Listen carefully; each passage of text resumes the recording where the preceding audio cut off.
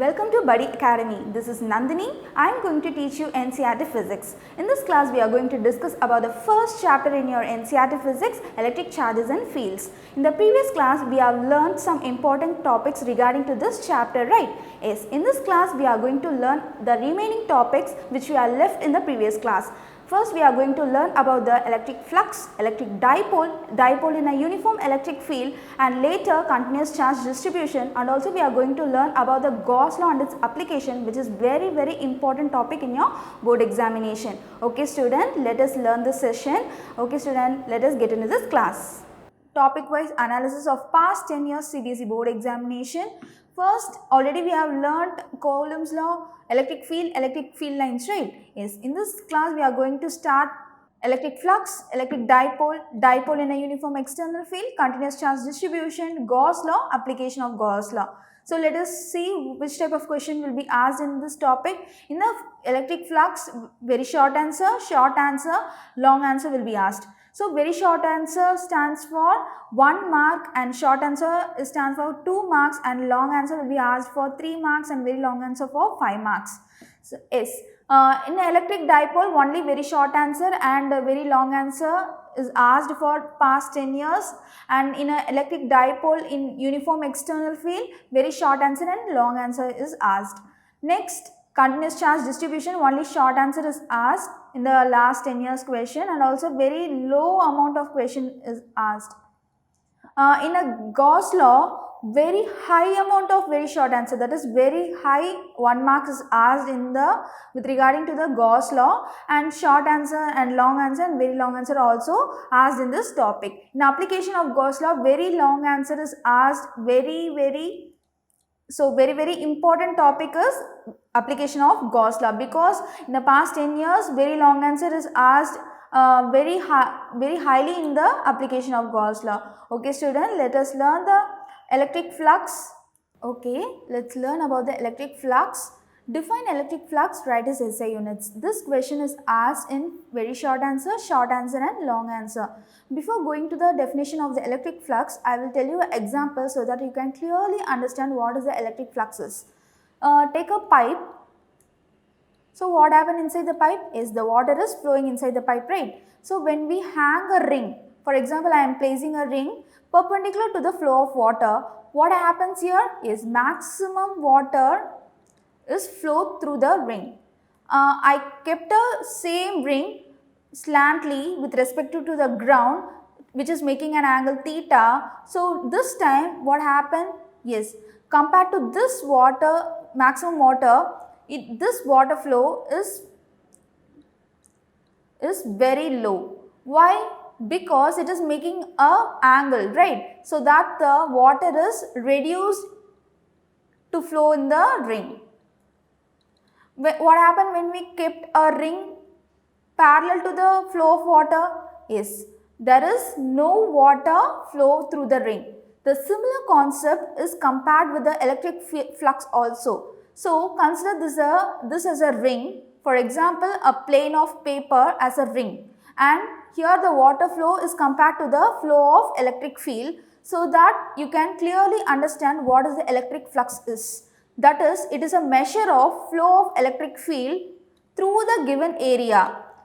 Suppose I am keeping an area which is area of some plane which is perpendicular to the electric field. So in that time maximum amount of electric field is flowed throughout the area, right? So that time the electric flux is maximum. What happened when we kept a same plane slantly which is making an angle theta with the ground? Yes, then that time the electric flux is also reduced with comparing to the previous case. Let us learn the electric flux now. Now we can understand more clearly. Electric flux is a measure of flow of electric field. Just compare the flow of electric field with the flow of water. Flow of electric field through the given area. That given area is a area of a ring. The electric flux is proportional to the number of electric field lines going through a normally perpendicular surface, which is a perpendicular surface of the area. Next, a plane is a normal means perpendicular, okay. So perpendicular to the flow of electric field, the total flux is given as, let's say the formula for the electric flux is equal to E. E means electric field dot product of the delta S. Delta S is referring to the small part of the surface. Say I am just taking a small part of a surface in a plane of that plane. In this plane I am just taking a part of a surface, so that it is said to be a delta S. Is the normal to the plane specify the orientation plane. Is if you want to specify the orientation of the plane, it is necessary to draw a normal of a plane. For example, this line is indicating the normal of this plane, and to refer any orientation, because orientation of the plane is depend upon the electric field, right? Depend upon the theta, that is how we are placing that plane of a paper. Okay, when you place a plane of a paper with respective to the ground theta, right? So in that time the electric fluxes vary when we keep a same area also. Thus the direction of the plane vector is along its normal. Let me say the plane of a paper is little bit slant, say cos theta. The plane is inclined at an angle theta. So here with respect to the electric field, I am having a theta value for the plane of a paper. I am just taking a plane of a paper for an example. So in a real case, not a paper will be kept, it is any plane surface. Okay. See this example, it is viewed in 3D, so that you will clearly understand. Here the electric field is flowing when compared to the plane is kept perpendicular to the electric field. In this time the electric field is lower than the previous case. Okay. So in this time the electric flux is E dot S cos theta. So which angle the plane is kept slanted. So in the previous case the cos is equal to 0, so that it is becoming 1. So here this diagram indicates the flux when the flux is proportional to the density of flow. Yes, the flux is proportional to the density of flow, and then the flux varies how by the boundary faces the direction of the flow, that is the orientation of a plane. Next, the flux is proportional to the area within the boundary, so that here the flux is proportional to the area. When the area is keep large, the fluxes also become large. Okay. So let us learn about the electric dipole. So dipole is nothing but already we have learned what is a charge is, right? Yes, when we kept two equal and opposite charges, say q or minus q or phi q or minus phi q, which is separated by the distance 2a. For example, not a 2a, for example any r, take a r. So when it kept at a distance r, that constitutes a electric dipole. Okay. Yes. What is the direction of the dipole that you have to remember was, it is the direction of the dipole is always from minus q to plus q, not from plus q to minus q. Just remember, the direction of the dipole is always from minus q to plus q. And center of the dipole, so this point, which is a midpoint of the locations of minus q and plus q along the line joining these two charges, right? So this is known as a center of the dipole. And what is the total charge of the electric dipole? It is always said to be 0, because it is a two equal and opposite charges, right? Yes, for by adding these two charges we will get 0 as a resultant, so that the total charge of a dipole is always 0. Then what is the SI unit for the dipole moment? It is a Coulomb meter. So what is a dipole moment formula is P is equal to, it is a product of the distance into charge, magnitude of a charge. So here the distance was 2r. What is the magnitude of charge? Q. And P cap refers to the direction of the dipole. So it is refers to the minus q to q. So this is the direction of the dipole, which the P cap is indicating. So 2r is a distance and q is a charge, magnitude of a charge. So this is known as a dipole moment. In general we are writing 2aq P cap. So this is the general formula for the dipole moment.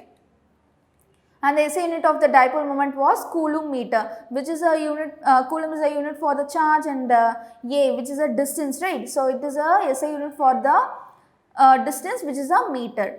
So this is the formula for the dipole moment that you have to remember. So what is a dipole? The dipole is vary from the definition, that is vary from the dipole moment. The dipole is considered as a pair of two equal and opposite charges which is kept at a distance r. So here the dipole moment is nothing but it is a product of the charge and the distance, okay, and also the direction also indicate. So let us learn the field of an electric dipole. This question is very important, because in the electric dipole very short answer will be asked. And what is the field of an electric dipole? This field of an electric dipole is calculated in two cases. One, when the point is on the dipole axis, when it is in the equatorial of the dipole, that is a plane perpendicular to the dipole axis through the plane. So let me see the first case when the point is on the dipole axis. So this is the dipole axis. I am just placing a point P over the dipole axis, which is a line joining the two charges. So this is the point P. Generally we are considering the positive charge, right? So consider this is a positive. So in this point, what is a field, electric field? So let us see. So first we have to analyze for the minus Q charge. So what is the electric field for the minus Q charge? Generally E is equal to 1 by 4 pi epsilon naught Q by R square. So this is the general formula that we learnt in the previous session, right? By substituting the values in this formula, we get the electric field for the minus Q. So I am just substituting the value of the charge, which is minus Q. So why I am indicating here the minus here? I am not indicating the minus as it is present in the charge. This minus indicates, let us learn the direction so that you can understand why the minus is indicated here. So here the direction of the dipole is minus Q to plus Q, that we have learned in the previous slide, right? The direction of the dipole is always from the minus Q to plus Q. This concept will help in the problems also. So that the direction of the dipole is from the right towards the left. So the direction is towards the left. So let us say the point P. So what is the electric field at the point P due to the charge minus Q? Yes, it is towards this side, because I am considering this is a positive, so that it is attracted towards this charge. So the electric field is from the left to the right. So the electric field is towards the right. But here the dipole direction was towards the left. So there are two different directions, that is two opposite directions, so that we are indicating the minus here. So now you are clear why the minus is indicated here. So let us learn the same formula, which is for the plus Q, the electric field due to the point, due to the charge plus Q for the point P.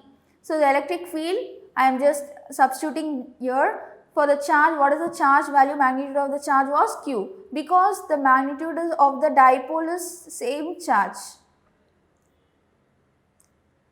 For example, if there are two charges which is having a 10Q, so the another charges will have minus 10Q. That's it, okay. So E plus Q is equal to Q by 4 pi epsilon naught, which is a value of a K, and R minus A. So here R plus A, I am just dividing the distance as a plus A, so that you can clearly understand. So what is the distance between the minus charge and P? It is from R and here A. R plus A will give the distance between the P and Q, and here R minus A will give the distance between the P and positive charge. So what is the total field at point P due to both the charges plus Q and minus Q? by adding up the total electric field, I am getting this equation. By cross multiplying this equation, I will get the resultant as a q by 4 pi epsilon naught. Just cross multiply it so that that will become r plus a square minus r minus a square, r minus a whole square, r plus a whole square. So this is the a plus b formula expansion. R square plus a square plus 2ar, r square minus a square plus 2ar. I am just substituting the minus over this formula so that it becomes, in this formula, a square minus b square formula, I am just substituting here, so that as a square I am writing a r square, as a b square I am writing a square. So this is the formula for the a plus b whole square and a minus b whole square. So that a square plus b square plus 2ab, and again, okay student, let us find the total field at point P. So what is the total field at point P? By adding the total electric field due to the charge plus q and charge minus q, right? Yes. I am taking q by 4 pi epsilon naught as a common term, so that 1 by r minus a square, r plus a square. So this is the formula. Just do the cross multiplication so that you will get the answer. R plus a square minus r minus a square, r minus a square into r plus a square. In the numerator you have to use a plus b whole square formula and a minus b whole square formula. In the denominator you have to use a square minus b square formula. By using this formula you will get this answer, q by 4 pi epsilon naught 4ar by, because r square plus a square, here the minus r square minus a square will be cancelled out, so that you can get the 2ar plus 2ar 4ar. In the numerator it is a very simple formula expansion, which is a square minus b square, so that you will get r square minus a square whole square P. So P is nothing but it is a dipole moment, right? Yes. So that you will getting this answer as a resultant. By resolving it so further, you will get the final expression. Here we are considering that r is very larger than a, that is this distance, okay, from the point P to the center of the dipole is very larger than the distance between the, that is separation between the charges, okay. So that r is very larger than a. So here the r square whole square which is cancelled, so that you will get the r square as a, r square whole square as a answer. So what is the expansion here? R square minus 2 ar square plus a square whole square. So this is the formula expansion, right? So in the both cases this a square and a power 4 will be neglected, so that you will get r power 4 as the denominator. That r power 4 and this r will get cancelled, and what is the answer? Q by 4 pi epsilon naught 4a, that r and this r, that is r power 4, this r will be cancelled out. So the resultant value was E is equal to 4q into a 4 by 4 pi epsilon naught r cube p. P is the electric dipole moment, and I am going to substitute the value of a dipole moment, which is 2qa.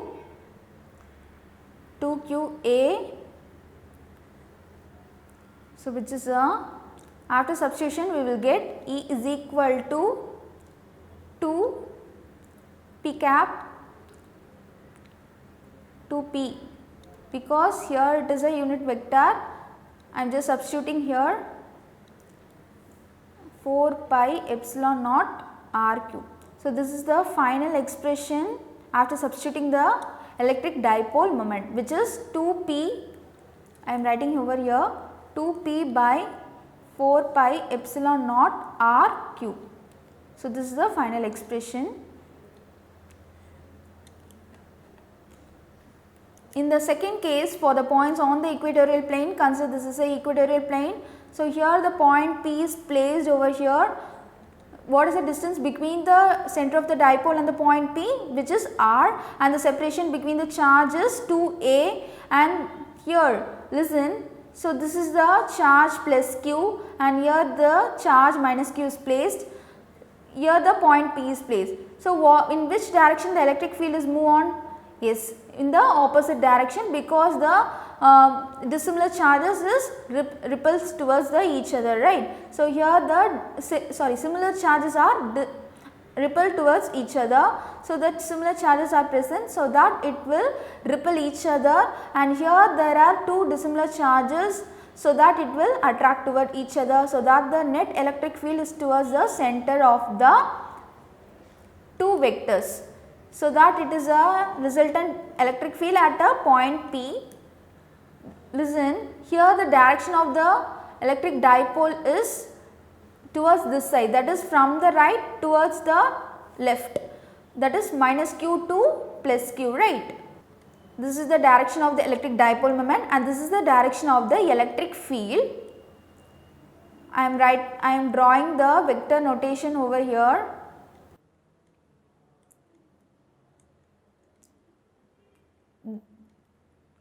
The factors are resolved into two. One is e cos sin theta minus e sin theta, and here e cos theta and minus e cos theta. Due to in the opposite nature, the e cos sin theta and minus e sin theta is cancelled towards each other, and here plus e cos theta and minus e cos theta will be add up.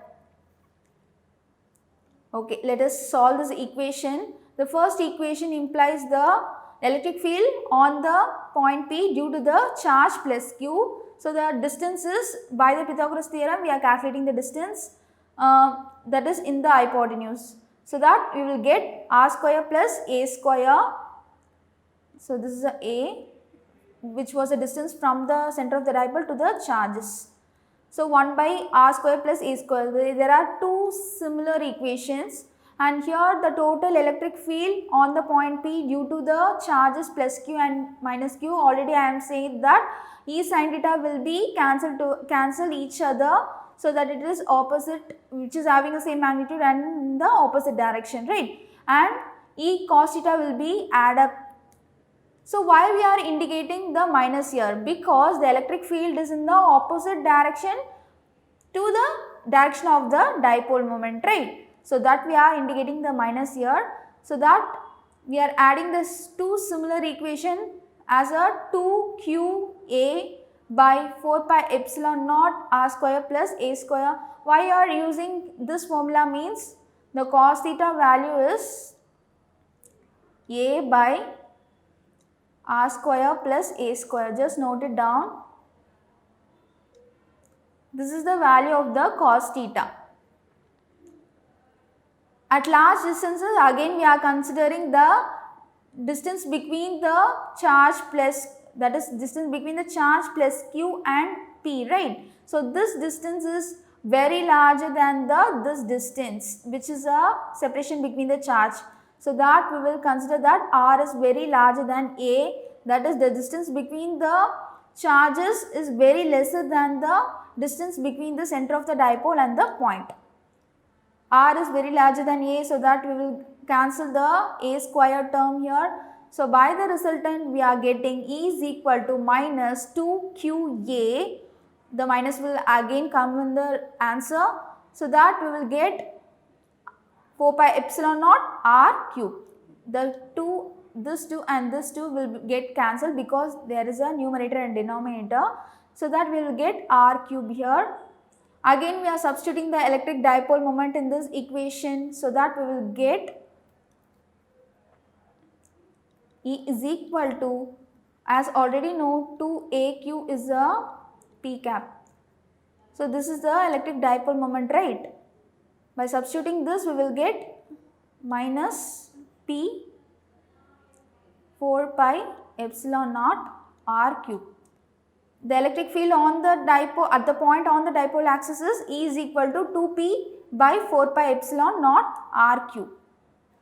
Next, we are going to discuss about the physical significance of dipole. It is not very important, but it is also to be learned. The non-polar molecules is nothing but when the center of the positive charges and negative charges are lying at the same place, therefore the dipole moment is said to be 0. So when the electric field is applied, they develop the dipole moment. Okay, initially the dipole moment is 0. When the external field, that is electric field, is applied, afterwards the dipole moment was built up on both the charges. Okay, so that the example was carbon dioxide and CH4. And polar molecules, when the center and which is center of the negative charges and positive charges do not coincide. So in that time they will have a permanent electric dipole moment.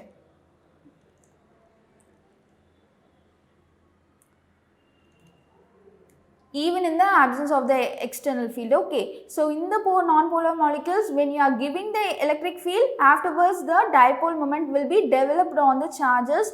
But in this case, if you have not applied the electrical field also, they will have a permanent electric dipole moment even in the absence of the electric field. Example, water molecules. Okay, let us discuss the topic dipole in a uniform external field. What happened when the dipole is kept in a uniform external field? So that should be we are going to learn in this topic. So in this topic, it is very important topic for your board exam because frequently questions are asked in this topic. Long answer and very long answer are frequently asked in this topic. Like derive an expression for the torque experienced by the electric dipole kept in an uniform electric field. So this is the question from 2017 paper. So let us learn this dipole in a uniform external field. First, we have to consider a permanent dipole. So already we have learned what is a permanent dipole, right? So what is a permanent dipole? We are having an example like water molecules. So in this case, before applying an electric field, it is having a permanent dipole moment. So consider the permanent dipole which is placed in a uniform external field. Note, when there is a uniform external field, in that time the net force is 0, and when it is non-uniform, when the non-uniform field is present, in that time the net force is not equal to 0, that is non-zero. So when the uniform electric field is present, that time the net force is 0, right? So in that time the torque is independent to the force. So this should be kept, remember.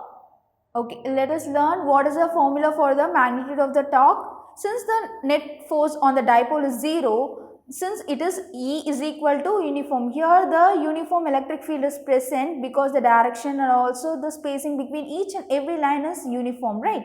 So that it is a uniform electric field. So here the net force is equal to 0.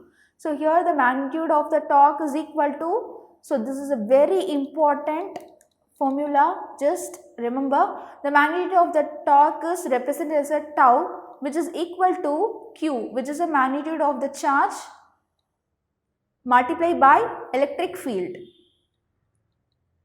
and it is multiplied by 2a. 2a is nothing but it is a distance between the charges sin theta.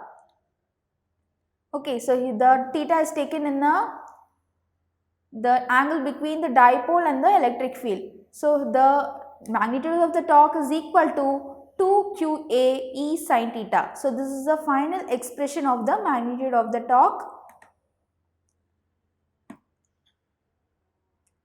and the direction is always the normal to the paper. Normal to the paper means it is perpendicular to the paper.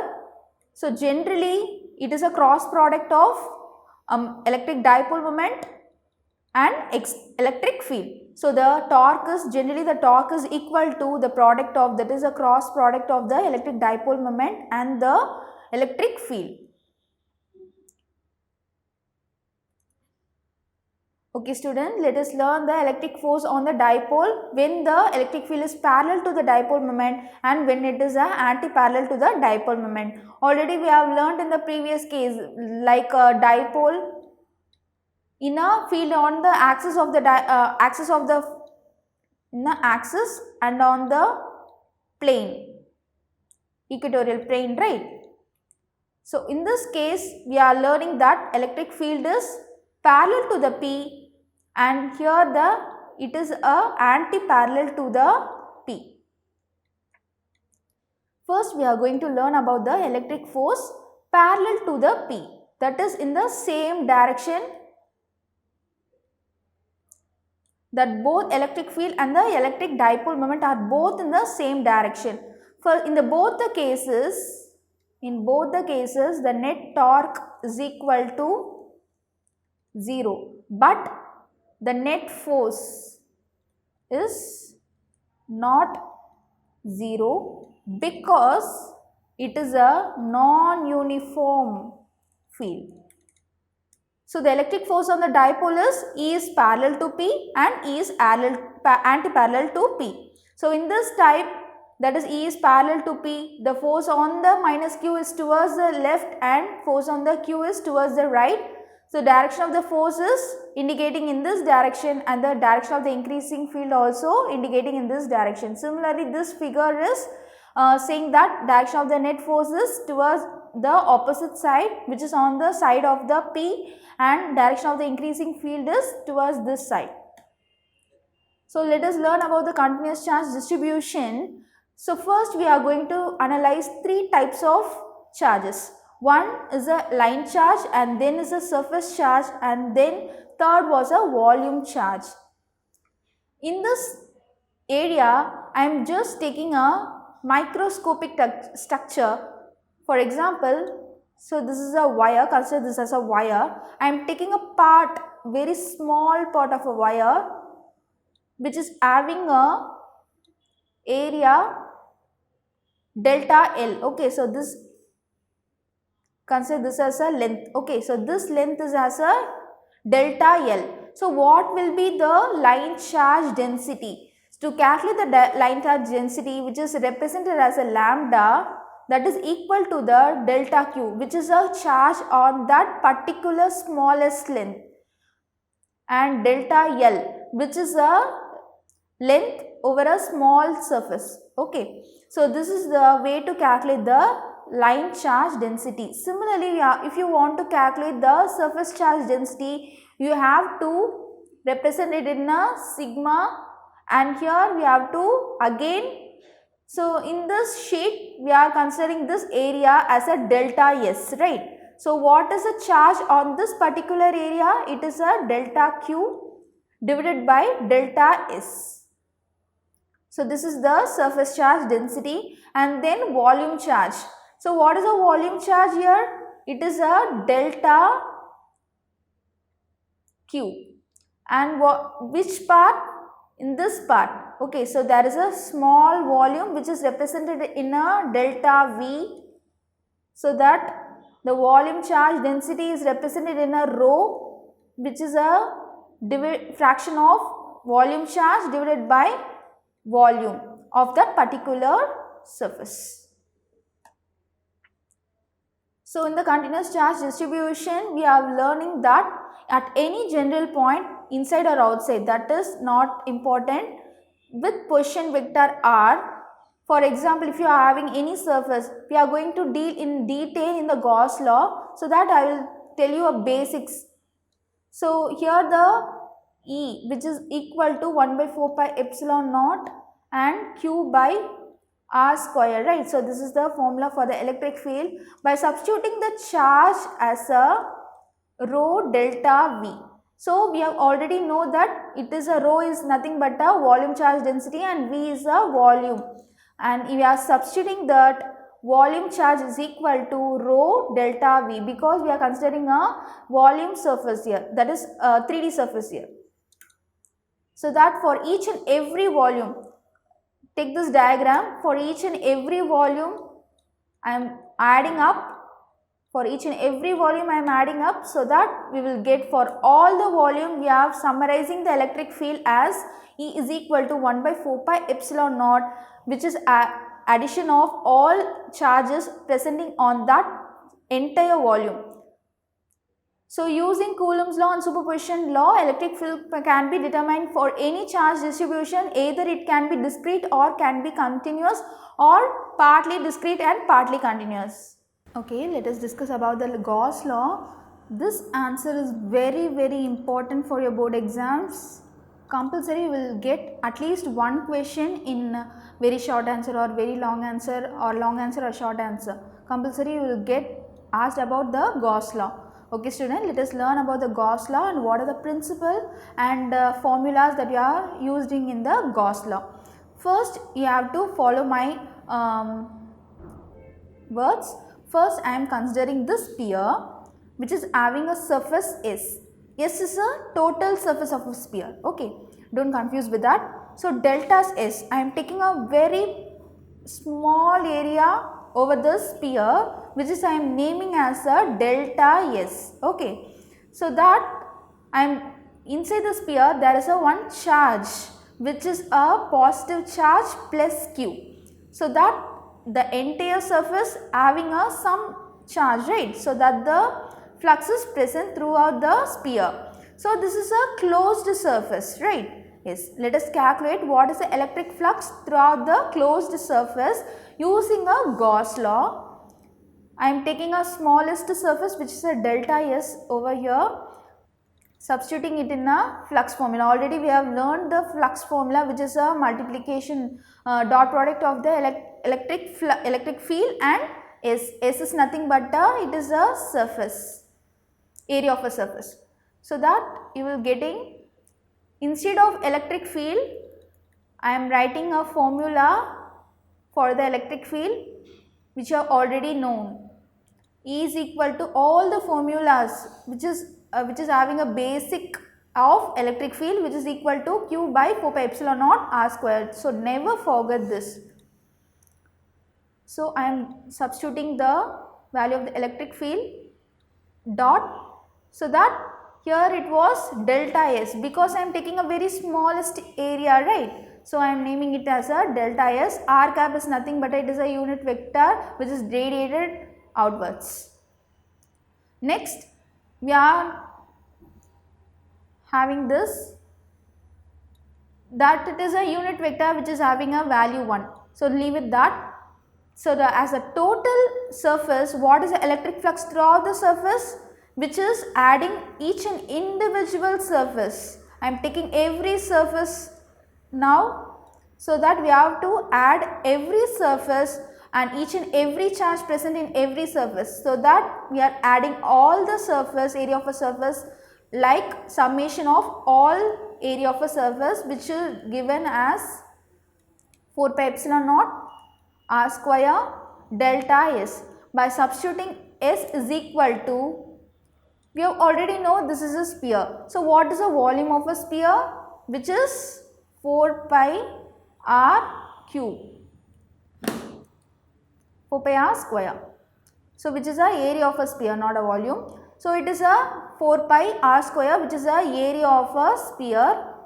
I am substituting in that delta S, so that I will get 4 pi R square and 4 pi R square will get cancelled.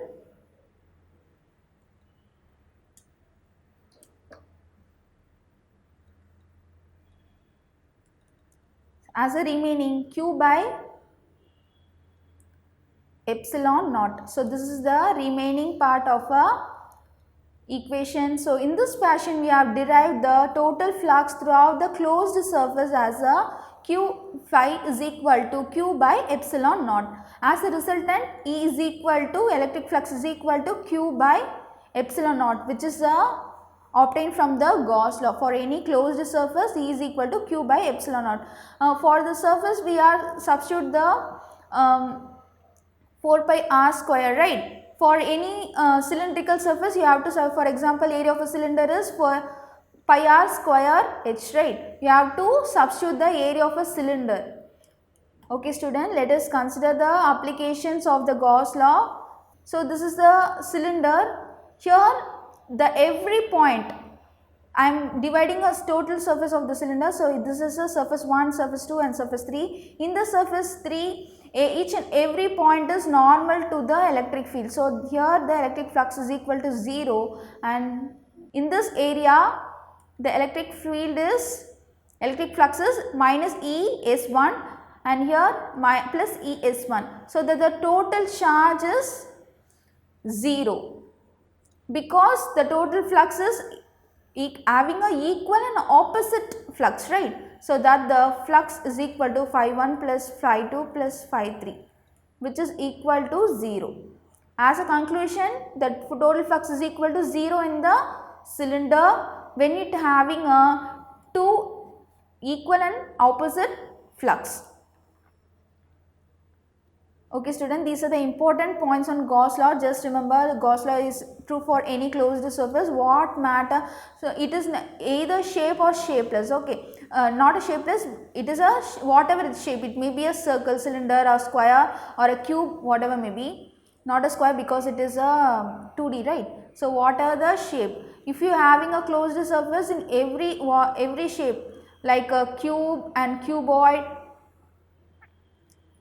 sphere, cylinder, cone, and whatever the shape may be or size, the Gauss law is true for every closed surface, and sum of all charges enclosed by the surface is included in the Gauss law. And then the third point says that in any situation when the surface is chosen, there are some charges are outside the surface and inside the surface, right? So in that time the electric field will be due to all the charges, both inside and outside the charges will be considered. Okay, so that the fourth point says that the surface which we are choosing for the application of the Gauss law is said to be a Gaussian surface. For example, earlier we have solved for sphere, right? So this every surface is said to be a Gaussian surface. Similarly, these points are very important, just learn it. That is, Gauss law is often for the easier calculation, and it is when it is having a system symmetry, and Gauss law is based on the inverse square law dependence on the distance. So the electric field and force also having a inverse square law, which is inversely proportional to the distance between them, right? Okay, let's discuss about the application of the Gauss law. The application of Gauss law is also a very important question. So in the application of the Gauss law, we will ask what is the application for the infinitely long straight uniformly charged wire or uniformly charged plane sheet. So there are another application also, which is a uniformly charged sphere. So this portion is omitted for this academic year. So we are neglecting this portion. So let us learn the field due to the infinitely long straight uniformly charged wire and uniformly infinitely charged plane sheet. Okay. So first we are going to learn the uniformly charged wire. Consider this wire which is uniformly charged, which is having a same electric field, similar electric field at a point P, P2, whatever maybe we are taking a point on the wire that should have a same electric field. Okay, so that you have to remember. I will tell you the important points, okay, that you have to write in your board examination. First point was, for every point the P dash and P double dash, at every point the electric field is same. Okay, so next we have to remember that we are taking a uniform linear charge density, which is a lambda. Already we have learned the uniform line charge density as a lambda, and surface charge density as a sigma, and volume charge density as a rho, right? So in this we are taking a lambda because it is a line charge density. We are taking a wire. The direction of electric field is everywhere is radially outward when the lambda is greater than 0. That is, the lambda is positive. When the lambda is positive, in that time the electric field is radiated outward. When it is negative, in that time the radiated inward. Okay. So remember this point. This third point was when the direction of the electric field is radially outward, when it is having a lambda is greater than 0, which is a positive. When it is a negative, in that time the electric field is radiated inward. Okay. The fourth point was the electric field which is radially in the plane cutting the wire normally, because it is cutting the wire normally, which is perpendicular, and its magnitude, the electric field magnitude is depends only on the radial distance, which is r, which is always dependent on the radial distance r. And the fifth point was E is normal to the surface. I have already said, right, E is always normal to the surface at every point. For each and every point the E is normal and its magnitude was constant. For here the electric field is constant, here the electric field is constant. For example, I am taking this radius. For each and every point I am taking a circle here, so that it has each and every point the electric field is constant over entire circle. Okay, so it is constant radially.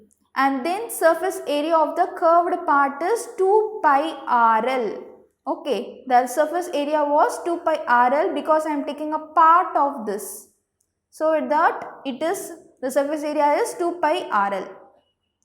So let us substitute in a Gauss law. So already we have learned that phi is equal to E dot S. So here we are substituting S is equal to, because the area of a surface is 2 pi RL. By substituting this, I am equating with the Gauss law, which is Q by epsilon naught. As a Q, I am substituting as a lambda L. Okay, by substituting all this, we are framing this equation, so that we will get E is equal to lambda by 2 pi epsilon naught r. This is an important equation that you have to remember. In case of infinitely, we are not taking infinitely and we are taking a part of the wire, right? So we are taking a uniformly charged wire. In that case, we have to calculate the electric field, means you have to memorize this formula. No need to memorize, just remember this concepts. Okay, first you have to formulate the flux, which is equal to ES. E stands for electric field and S stands for the area of that particular shape. So here it is taken as a cylindrical shape, so that it is having a 2 pi RL, and equating with the Gauss law we are getting Q by epsilon naught, and Q we are substituting lambda L, which is a continuous charge distribution. We have learned this formula, so that we will derive this equation as a final equation. And already we have learned this, right? That is, when the lambda is positive, E is directed outward, and it is inward when it is having a negative. And next we are going to learn about the field due to the uniformly charged infinite plane sheet. So this is also asked in a previous year question paper many times. So similarly, as we learnt in before, similarly this also having a same procedure. So this time the electric field does not depend upon the y and z. The direction is at every point is parallel to the x direction. Okay, so let us learn this. So that here it is considered as a minus x and plus x direction. So the both surfaces are equal and add up, so that we are getting 2EA. So EA refers to the area and sigma A by epsilon naught. Here why I am using sigma A means, as a Gauss law we are getting flux is equal to Q by epsilon naught, right? Q, instead of Q we are using sigma A. Sigma is nothing but a surface charge density, and A is as usual area, and sigma naught, epsilon naught. Okay, so here it is sigma and here it is epsilon, and E is equal to, as a resultant we are getting sigma by 2 epsilon naught n cap. N cap is a unit vector. Okay student, let us solve some previous year question papers. So in this question they have asked the charge Q is placed at a center of a cube. So this is the center of a cube. I am placing the charge Q over the center. So that what is the electric flux passing through each phase of a cube? So what is the electric flux in the each phase of a cube? So we have already generally know the cube consists of 6 phases, right? So that the flux is equal to 1 by 6 q by epsilon naught. So the q by epsilon naught is a Gauss formula. So because it is a closed surface, right? So the answer was q by 6 epsilon naught. So this is the answer for this question. So this is asked in a All India 2012 question paper. In the next question we are going to solve.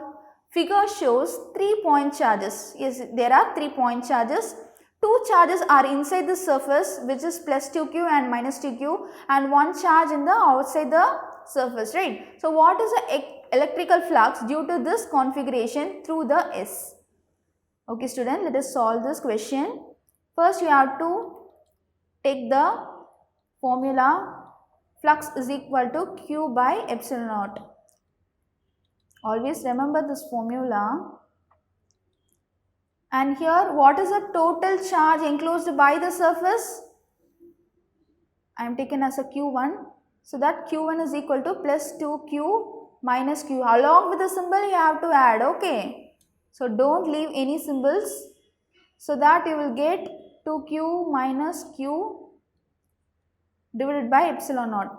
So that you will get the answer flux is equal to q by epsilon naught. So this is the answer for this question.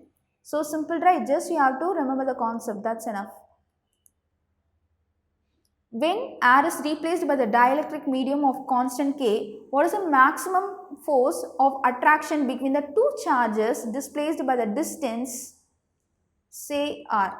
Okay, so we have already know that the maximum force I am considering as a F dash. The maximum force is always, so this is the force which is directly proportional to K, but K is equal to 4 pi epsilon naught epsilon r. So that if it is a air is replaced by any dielectric medium of constant K, say epsilon naught r, which is a permittivity of any medium, so that maximum force of attraction between the two charges separated by the distance. So that in that case you have to remember that, so that F dash is equal to F. F is a force and K is a dielectric constant. So which is a proportionality constant. So the answer was decrease K inverse times. The force is proportional to K, but it is inversely proportional to the permittivity of a relative medium. Okay, so the answer is decrease K inverse times. Next, the magnitude of the electric intensity at a distance x from a charge q is E. An identical charge is placed at a distance 2x from it, then the magnitude of the forces it experiences is. So already we have know that electric field intensity is inversely proportional to the square of the distance between them, right? So in this case I am writing E is equal to kq by x square. So already we have known that force is equal to q into E. I am substituting the value of the E, kq, and here it is also another q by x square, kq square. So which distance it is replaced? It is replaced by 2x. Kq square by 4x square. So it is F is equal to E q by 4. Because E value is kq by x square, right? I am replacing this term as a E, so that you will get F is equal to E q by 4. So this is the answer we are getting. Next, two charges of magnitude minus 3q plus 2q located at a points a, 0 and 4a, 0 respectively. What is the electric flux due to these charges through the sphere of radius 5a with the center at the origin? Okay student, let us solve this. This is also similar procedure that we have follow in the previous cases. So already we have known that phi is equal to q by epsilon naught, right? So what is the total charge present in this surface? Yes, it is minus 3q and plus 2q epsilon naught. So what is the total charge present in this surface? It is minus q charge. In the properties of electric charge, we have learned that total charge enclosed in the system is sum of individual charges that is presented in the system. You have to add each and individual charge along with the symbol. Okay. So that we are getting minus 3q. Don't matter the radius and all. It is only for the confusion they have given in the question paper. Just add the total charges. There are two charges, minus 3q and plus 2q. So that we are getting minus q divided by epsilon naught. So this is the answer.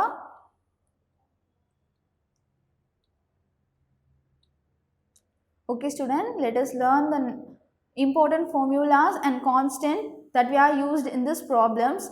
First we have used E is equal to 1.6 into 10 to the power of minus 19 coulomb, which is the value of the magnitude of the charge.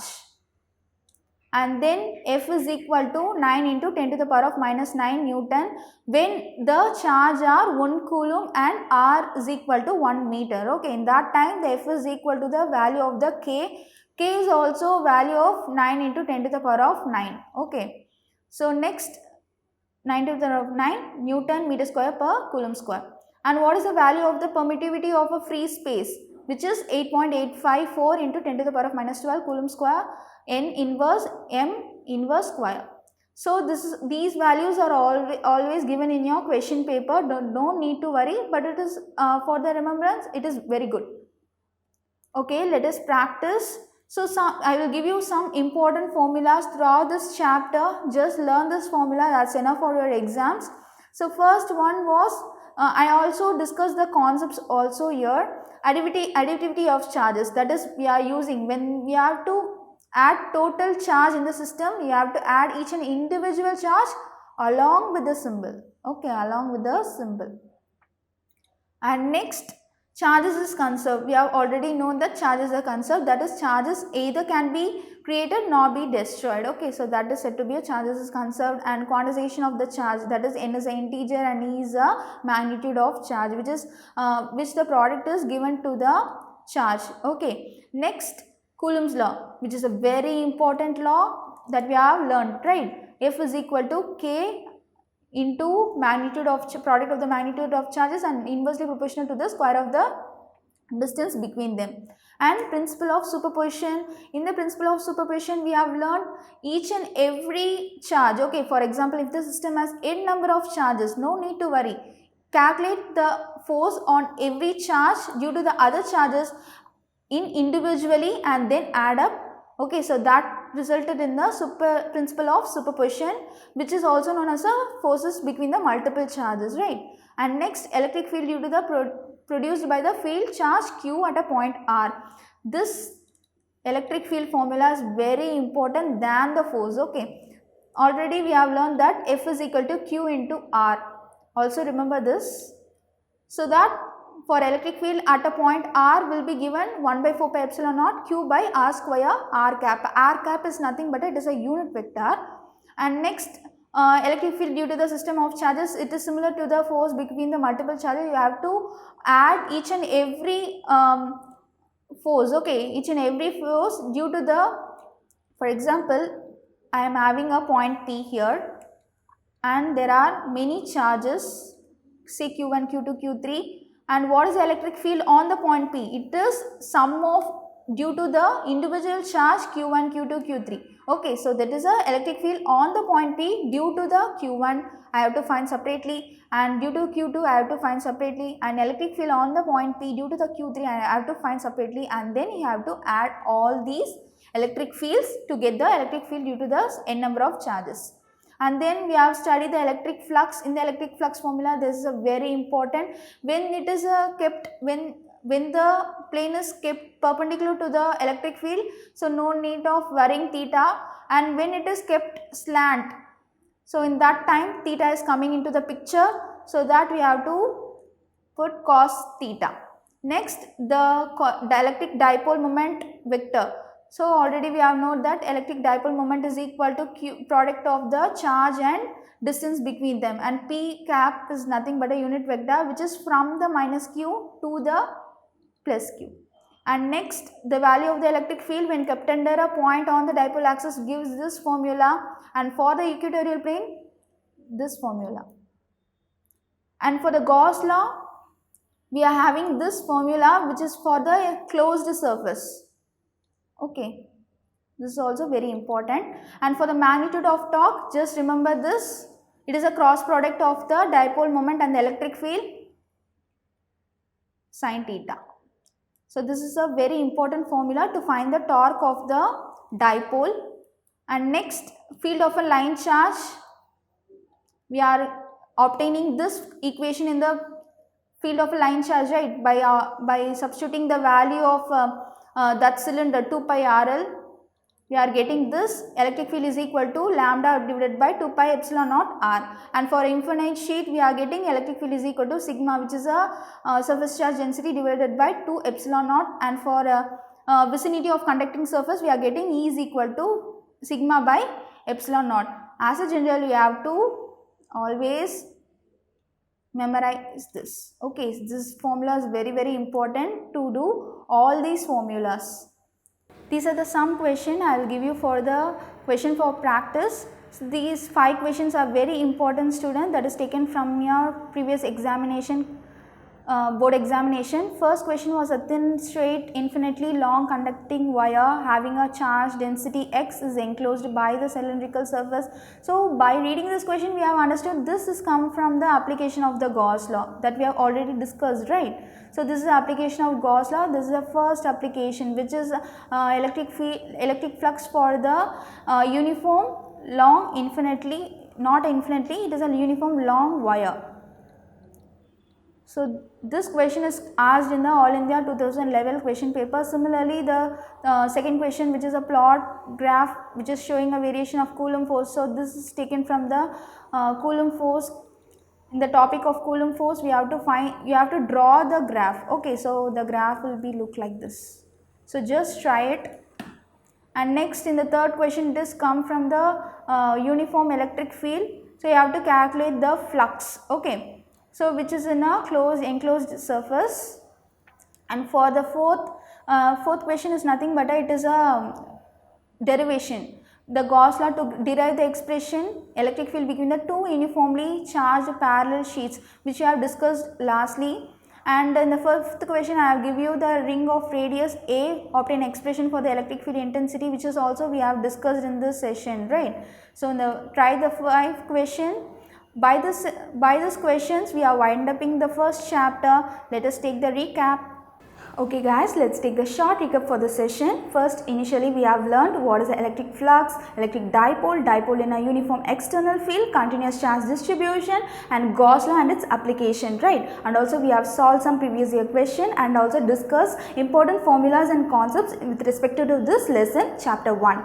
In the next class, we are going to start the new chapter, electrostatic potential and capacitance, which is your chapter 2 in NCERT physics, which is a continuation of the first chapter. What are the concepts that we have learned in the first chapter that will form the basics of the second chapter. Thank you students. I hope all you enjoyed the video and learned whatever the topics discussed in this class. It's your turn to learn. Thank you. We will meet in the next class. All the best for your board exams. Thank you. For more queries, please contact Buddy on 98408 44987 or visit buddy.life.